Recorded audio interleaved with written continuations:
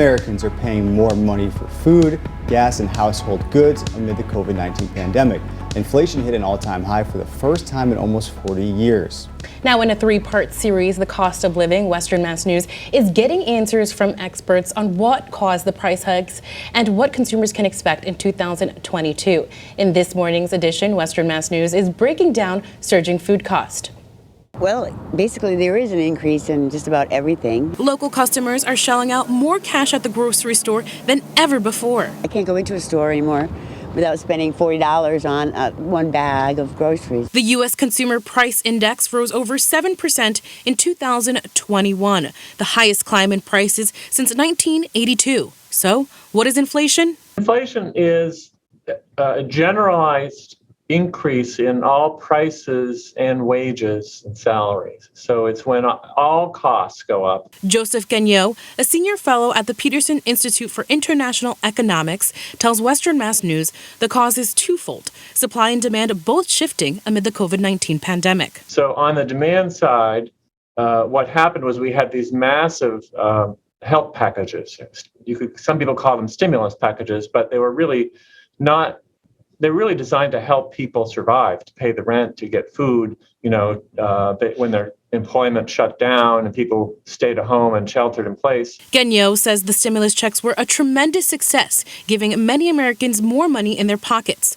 While people ramped up spending, supply chains could not keep up with the demand due to a shortage of workers and materials, this causing a surge in prices. Even when things reopened, a lot of people didn't want to go back to work. They were afraid to go back to work, or their kids were at home and they couldn't go back to work. So that reduced the ability of the economy to supply the goods for this demand. This is having a trickle-down effect to local shoppers' pockets. Just about everything has gone up.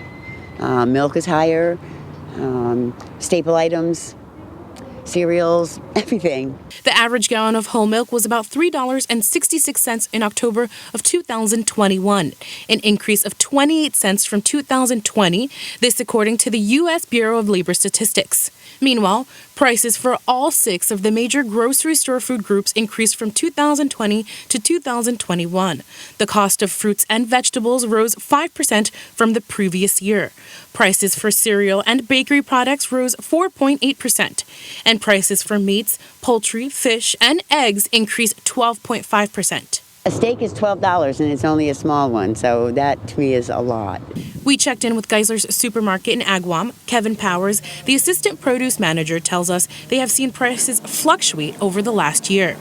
I see prices go up 25 to 50 cents one week and down 25 to 50 cents the next week. So we're constantly changing the prices in produce. Powers says he has seen the cost go up and down for fresh produce that is delivered from outside of the country. So we're getting them from South America now, the blueberries, some of the raspberries, some of the produce is coming in from further south.